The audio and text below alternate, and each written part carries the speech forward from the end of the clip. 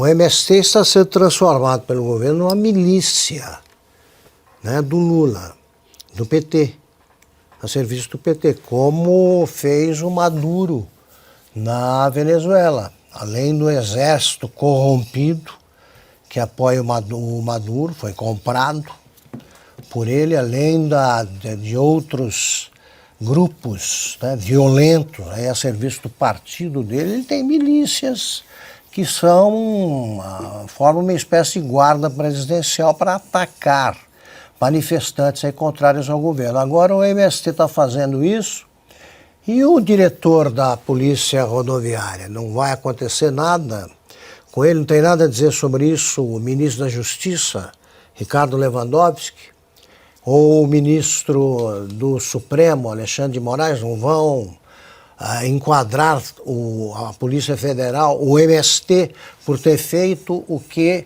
o chefe da Polícia Federal do governo Bolsonaro, rodoviária, não fez e foi acusado de fazer, está preso. E esses caras podem decidir quem faz o quê, quem faz campanha, quem não faz, que é isso. Isso é um problema do Ministério da Justiça e da Segurança Pública. Ou a Segurança Pública não abrange adversário. É isso que o MST faz. Como não tem, eles não... Você pega o MST de Goiás ou de São Paulo, que não tem coragem de enfrentar governadores com suficiente energia para enquadrar quem viola o artigo da Constituição que garante o direito de propriedade e desloca para fazer essas coisas contra o Bolsonaro. A grande resposta do Lula seria ele tentar circular pelo país sem muita segurança para ver se ele é tão popular quanto o adversário que, em tese, ele venceu. Você se referiu à OAB, né? Nacional. Estão tramando a reeleição do tal Beto Simonetti. Beto Simonetti, que é o presidente atual. Não sei se vocês sabem, mas a eleição do presidente da OAB é indireta. Não tem a votação direta de todos os advogados filiados à ordem. Então, não. São as sessões regionais que elegem. E quem é o principal cabo eleitoral do Beto Simonetti? O Felipe Santa Cruz, que foi presidente da OAB e teve uma das gestões mais sórdidas, né, que se conhece. Então é o seguinte, o que os advogados estão esperando aí para se sublevarem? Eles não sabem o que é que está acontecendo com o que já foi uma entidade minimamente respeitável. Eles não sabem o papel que a OAB está desempenhando, da mesma forma que os jornalistas ignoram o que faz a ABI hoje, Associação Brasileira de Imprensa e tal. Todas essas entidades se transformarem em partidos nanicos a favor da ditadura partilhada pelo governo Lula e pelo judiciário. É isso. Se isso fosse incorporado, esses episódios novos aí, fossem incorporados esse caso, né, fosse incorporado pelo Kafka ao livro Processo, não ia fazer tanto sucesso, porque eu achar exagerado. Eu achar uma coisa muito exagerada, porque não é possível acontecer. Isso aí, qual é a ilegalidade a ser apurada a partir dessa entrevista? Quem falsificou o documento? Esse é o processo. Esse é o processo. Agora, além do comportamento do Alexandre de Moraes. Eles são os réus. O falsificador e o Alexandre de Moraes. Eles têm de ser julgados. O Felipe Martins não fez nada. E o Brasil tem de reagir à altura. E os ministros, com o mínimo de independência, têm de denunciar isso aí. E os senadores e deputados. Tá tudo uma maravilha. Do Brasil, então. que ele está falando ali, Tá todos os tudo uma índices. maravilha, a questão de comunicação. Tá. Primeiro, vamos chamar as coisas aí pelo nome correto. Não é o dólar que subiu, é o real que caiu. Não é uma alta do dólar, é uma queda no valor do real, provocada pelo governo. Pelo governo, ele não acha que são cretinos os que associam as falas dele à desvalorização do real? Cretino é quem pensa assim. Cretino é quem diz isso, ou quem chama o ministro da Fazenda de ministro da Defesa.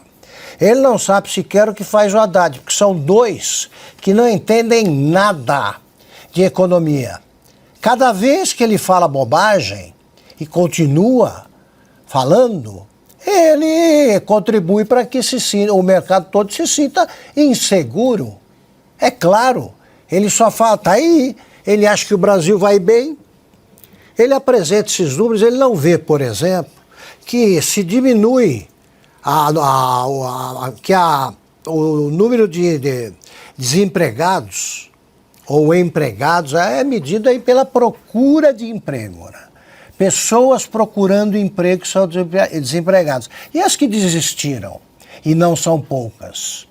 E as que optaram por alguma atividade informal, porque não tem chance? O governo só emprega, e emprega bastante, quem tem a carteirinha de filiado ao PT.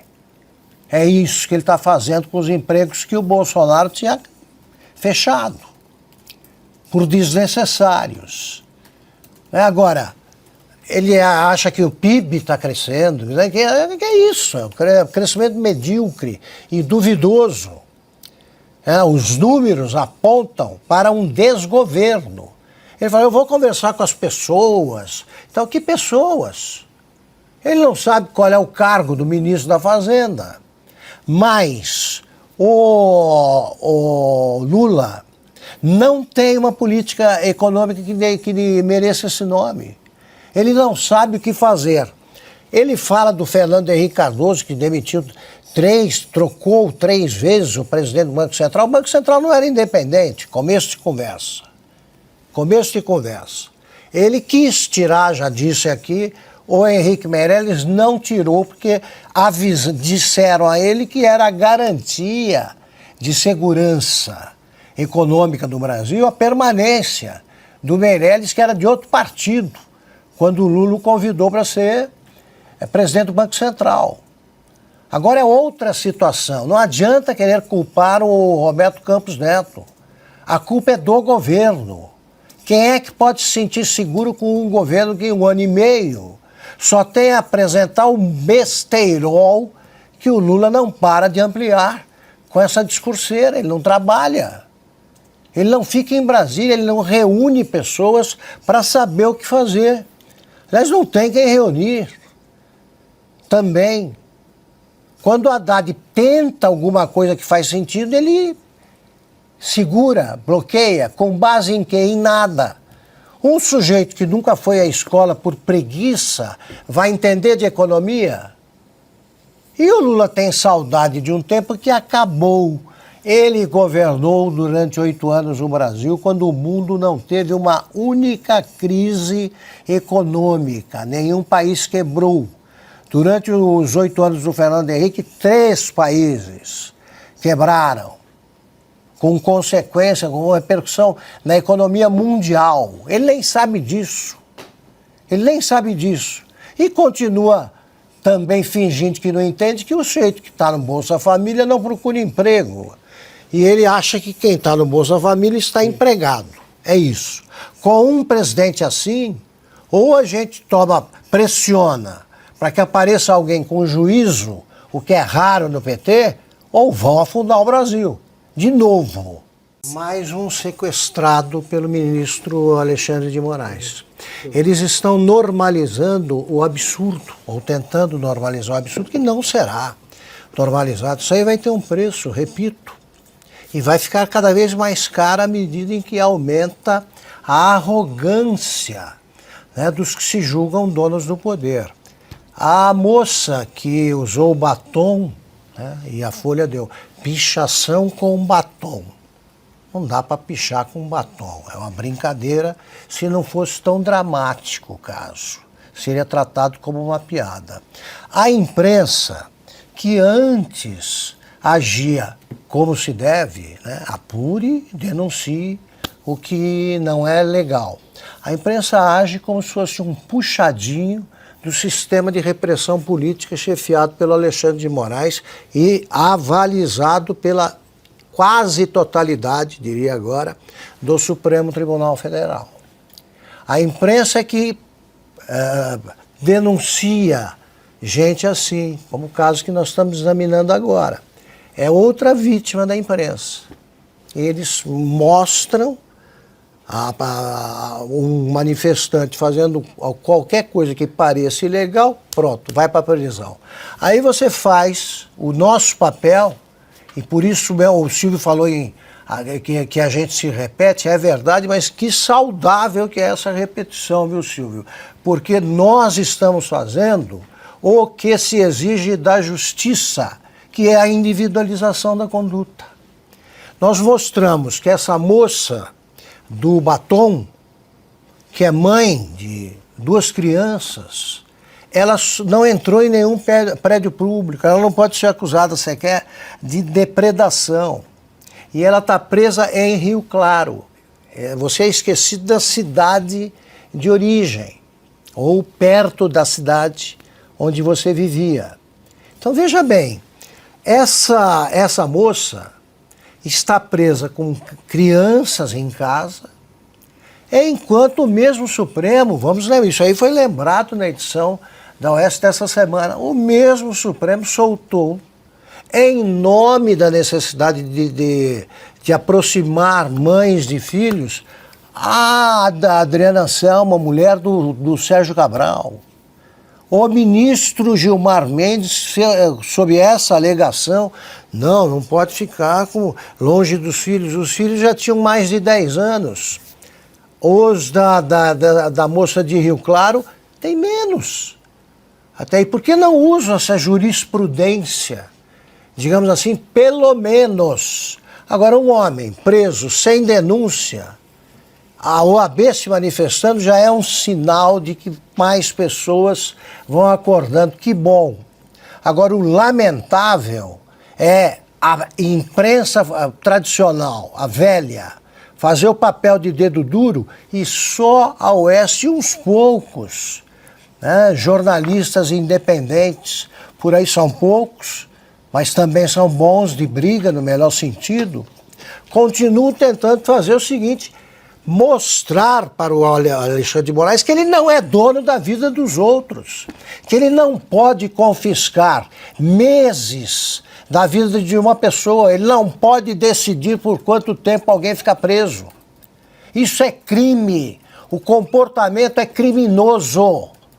Quem está cometendo crimes nesse momento sucessivos e imperdoáveis, e que também não prescrevem, é o ministro Alexandre de Moraes, repito, com o apoio, né, e a anuência do governo, da OAB, do restante do judiciário, etc, etc. E no Ministério da Justiça nem se precisa falar. Então é o seguinte, nós estamos aqui falando sozinhos, pois falaremos o tempo todo, até que isso seja resolvido, e será, porque os fatos sempre prevalecem. A verdade, repito, desmaia por algum tempo, mas não morre, e ela vai se impor com as suas consequências. Com as suas consequências. E estamos individualizando a conduta de todos os ministros do Supremo.